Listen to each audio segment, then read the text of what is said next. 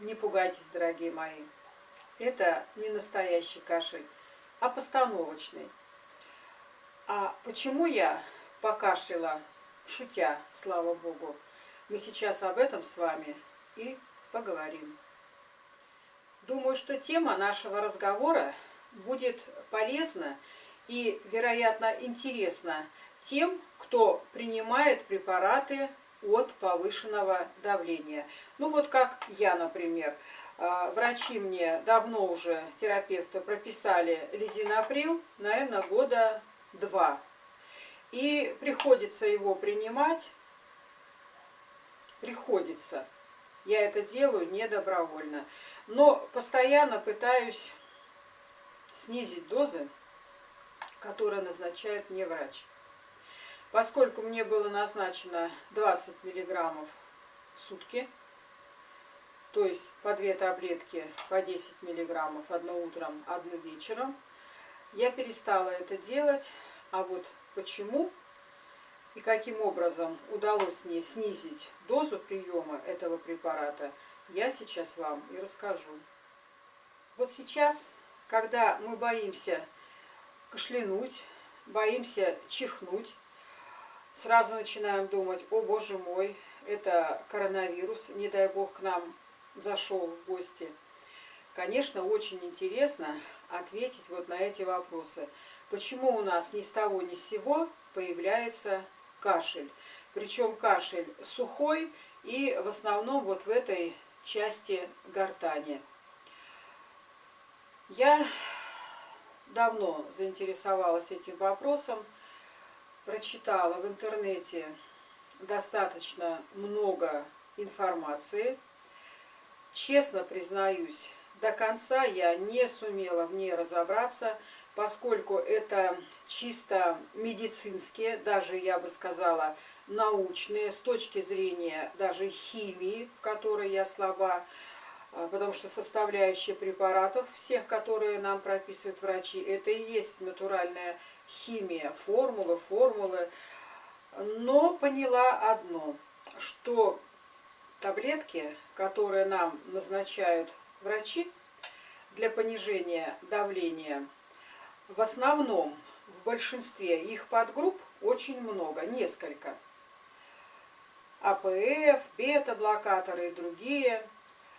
Я вот в этом как раз очень сильно и подзапуталась. Если вы хотите вот это все досконально изучить и узнать, а я это, кстати, вам советую, если у вас другие препараты, а не лизинаприл, которые вы принимаете, то надо знать очень детально все тонкости воздействия того препарата, который мы принимаем. Кашель появился, как только я начала принимать препарат лизинаприл. Я это с препаратом никак не связала, поскольку у меня есть хронический бронхит, и я думала, что может быть это какое-то обострение хронического бронхита. Кроме того, у меня есть аллергический такой кашель, проявление аллергического кашля, першение в горле, на какие-то травы, на какие-то косметические запахи. То есть у меня вот этот аллерген, к сожалению, проявляется. Поэтому я вот так и думала, что это, наверное, вот у меня мои такие хронические заболевания. Но вот теперь, когда коронавирус к нам пришел, конечно, это вот этот кашель необоснованный, без причины абсолютно, без простуды, безо всего. А иногда думаешь: ой, наверное, где-то подпростыло, наверное, где-то просквозило. Ну, вот в этот период, в это время, любой чих, любой кашель вызывает наши, конечно, понятно, страхи. И я решила разобраться получше с этим процессом. Вот и начала изучать свойства того препарата, который мне назначили. Я нисколько не хочу его очернить или, наоборот, прорекламировать. Ни в коем случае. Просто такой анализ реальный, без прикрас и безо всяких придумок. Как я уже сказала, вот любые препараты, в большинстве своем, которые понижают давление, они повышают кашель вот такой. И кашель он появляется. Доктора об этом не предупреждают. По крайней мере, меня никто об этом ни разу не предупредил. А наоборот, даже отругали, когда я сказала, что я снизила дозу препарата, а потом решила и вовсе себе ее отменить, когда стала выполнять гимнастику для шеи доктора Шишонина. Так вот, что я нашла об этом препарате, конкретно об этом. Но о каждом препарате, который принимаете, например, вы, не такой, как я, а другой, я вам настоятельно рекомендую найти информацию в интернете и ее детально изучить. Ну, для того, чтобы этот препарат не нанес больше вреда, чем оказал нам пользу. Вот что я нашла. Я позволила себе сделать краткие записи. Во-первых, кашель от использования приема лизинаприла возникает чаще всего у тех людей, у которых есть сердечная недостаточность. То есть это вот один из показателей. Но я думаю, что практически и все, кто страдает гипертонией, у них уже вот этот фактор присутствует. А в чем дело? Почему появляется вот этот раздражающий кашель? Написано в статьях, что он не опасен для здоровья, он просто раздражает человека. А в результате чего? А потому что в нашем организме есть такой пептид брадикинин. Он в нашем организме как химический элемент присутствует. А препарат лизинаприла, в данном случае я о нем говорю, он накапливает этот пептид брадикинина. Из-за этого, из-за повышения этого уровня у нас появляется раздражение гортани, першение, а как следствие кашель. Причем в статьях отмечено, я этого тоже не знала, что если мы приняли лизинаприл, то ложиться ни в коем случае не рекомендуется, потому что в лежачем положении, когда человек лежит, действие вот этого брадикинина на гортань усиливается, и человек начинает просто кашлять больше. То есть делаем первый вывод. Не ложиться, а просто либо сидеть, либо двигаться после приема этого препарата. Когда я получила новое для себя понятие, термин новый, бракинидин, я посмотрела, что такое бракинидин. Даже вот выговорить трудно это слово. И вот что я узнала о нем. Он расширяет кровеносные сосуды.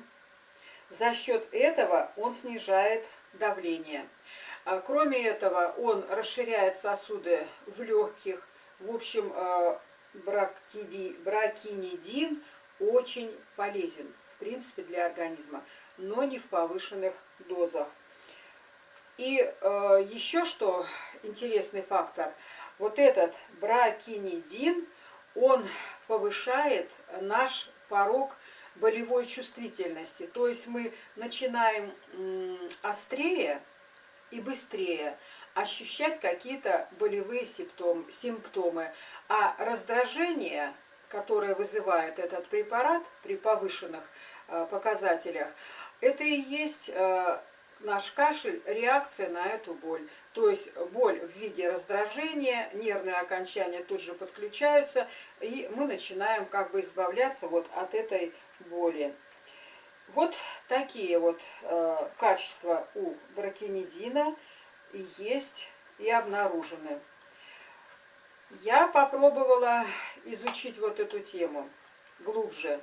А есть ли препараты, в которых этого вещества меньше, вернее, он способствует меньшей выработке этого бракинидина? Знаете, однозначного ответа не нашла. Но рекомендация такая однозначно, если после приема вот этих ингибаторов, то есть препаратов, которые понижают давление, и мы принимаем их регулярно. Это инаприл, там много-много-много, не буду по названиям проходиться. Аналогов очень много, и групп других, я сказала, много. Нужно сказать об этом врачу. И тогда врач на основе уже наших жалоб должен посмотреть на особенности нашего организма. То есть от чего это может усиливаться вот такой эффект. И вот в связи с этим еще что я узнала. Ну, во-первых, если у человека есть стеноз почечных артерий, то назначать лизинаприл нельзя.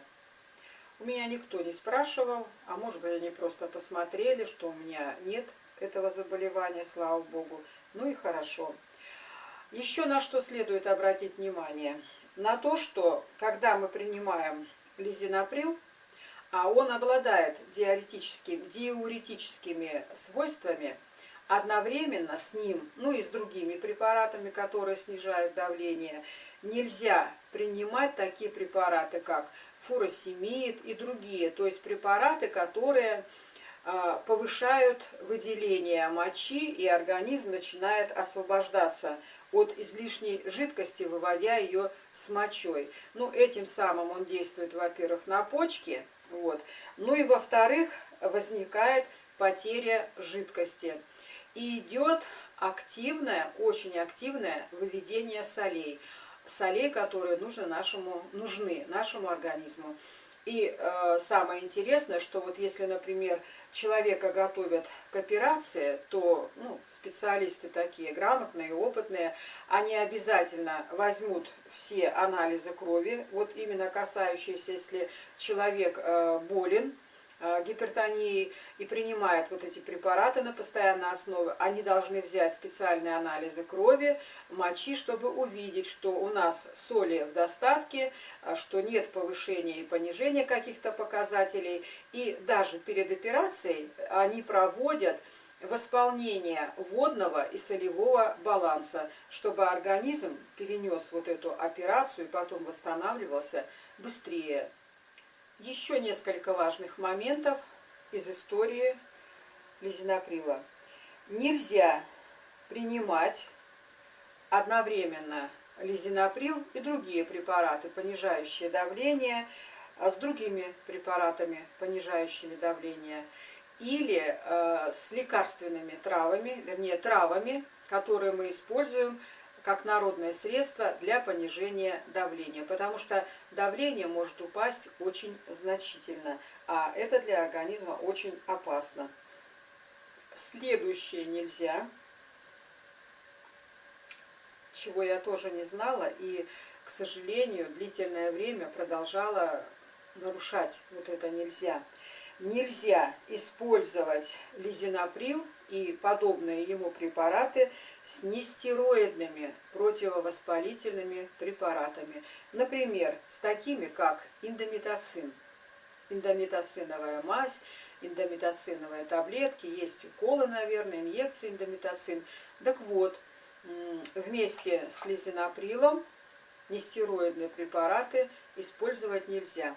Почему на этом заостряю свое и ваше внимание, дорогие мои?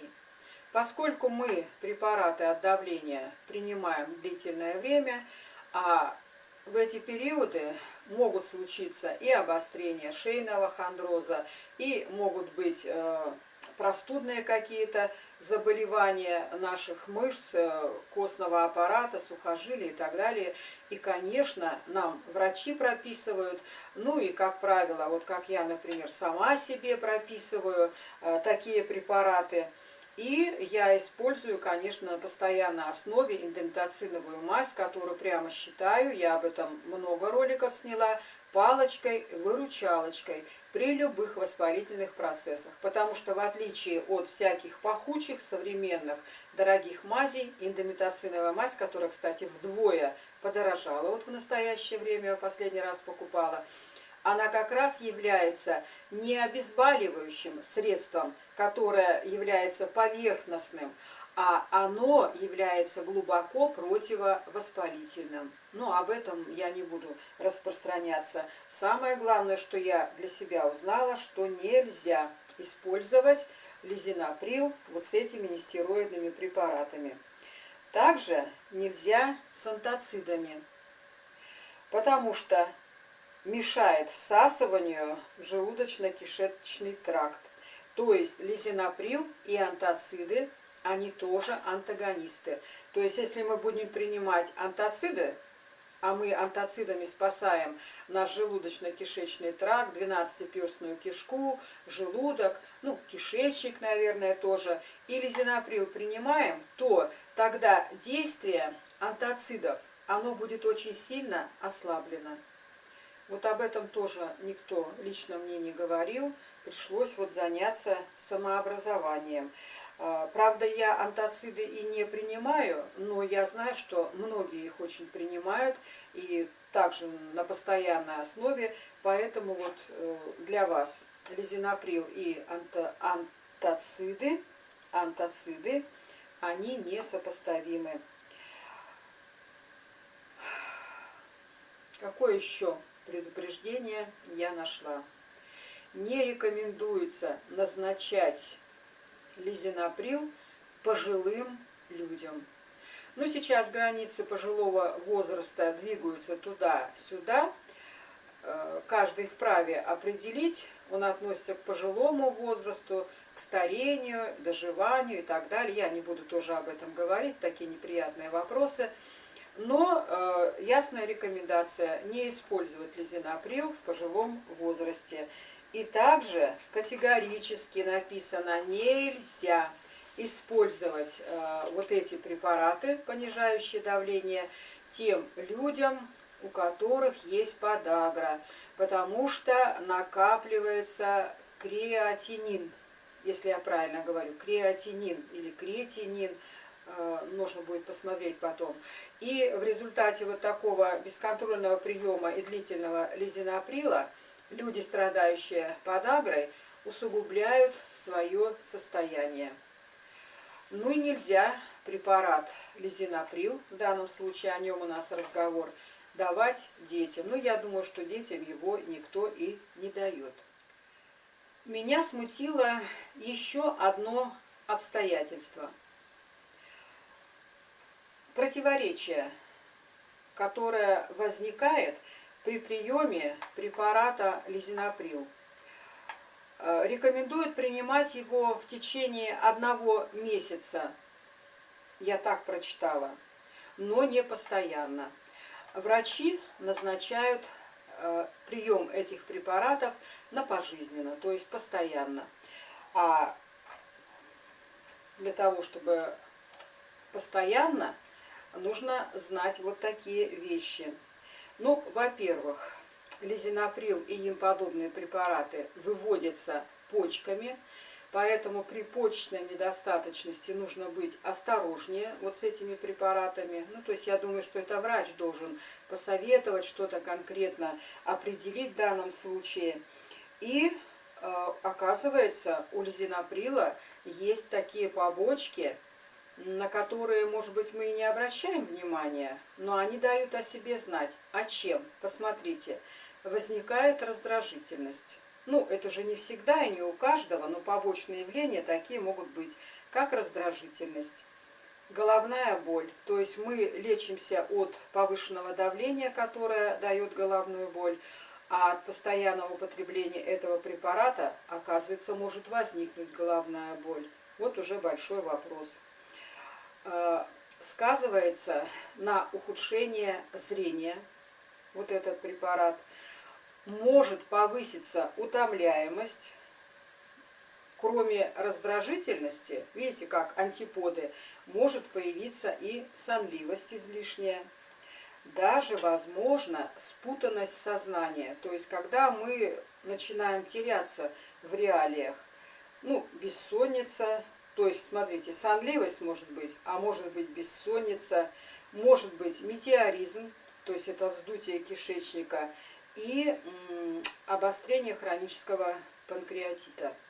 Вот такие вот показания, вернее противопоказания. И если у нас такие заболевания есть и такие симптомы есть, то можно определиться, поговорить об этом с врачом. Я так вот думаю. Кроме этого, действует на опорно-двигательный аппарат. Ну, я думаю, что это понятно, потому что вот подагра – это же тоже заболевание опорно-двигательного аппарата. Действует на респираторную, ну, мы это уже проанализировали, каким образом. Мочеполовую систему тоже проанализировали, потому что это выведение мочи, напряжение для почек и так далее. Интересный еще тот фактор, что лизинаприл вызывает застой желчи. В этом плане кому надо быть начеку? У кого либо нет уже желчного пузыря, либо у кого он есть, но есть с ним серьезные проблемы. Густая желчь, то есть это застой желчи, или песок и камни. Что делать в таком случае? Я думаю, что тоже нужно советоваться с врачом. Что он скажет по этому поводу? Вот все мои записки, записи, которые я сделала, изучая особенности вот этого препарата, для себя сделала выводы, обещала вам рассказать, как я пытаюсь уменьшить пользу лизинаприла, раз врач не велит его отменять. Потом говорит, не вызывайте скорую, когда у вас повысится давление. Или если вызываете скорую, знаете, что это вы в этом сами виноваты. Я делаю гимнастику доктора Шишонина для шеи. Она обещает, миллионы ее уже делают и смотрят эти ролики, и выполняют регулярно гимнастику. Они пишут о том, что удалось снизить дозу приема вот этих вот препаратов, которые понижают давление, привести давление в порядок. Некоторые вообще уже отказались от этих препаратов. Ну вот я из-за того, что меня доктор наругал, не решаюсь его совсем отменять, просто стараюсь уменьшить его дозировку. В качестве заключения и выводов нашей беседы или нашего разговора об этом конкретном препарате, я еще раз хочу вас попросить, посмотрите внимательно на тот препарат, который вам назначил доктор от гипертонии. Информации в интернете очень много. Вы можете глубоко и детально его изучить. И, возможно, сделаете для себя какие-то, вот как и я, неприятные открытия. Ну, не дай бог, конечно, что если у вас какие-то факторы такие вот есть побочные, о которых я вам рассказала, но если все-таки у вас возникнет подозрение, что именно препарат в этом виноват, давайте обратимся к нашему доктору, терапевту, который знает наше состояние, в той поликлинике, где находится наша карточка, где все анализы, все записано, анамнез наших заболеваний есть. Я думаю, что все-таки доктора могут принять меры, и, скорее всего, они это сделают, для того, чтобы мы, принимая препараты от давления, не усугубляли, не ухудшали состояние своего здоровья в других направлениях. Дорогие мои, поделилась тем, что для меня является актуальным.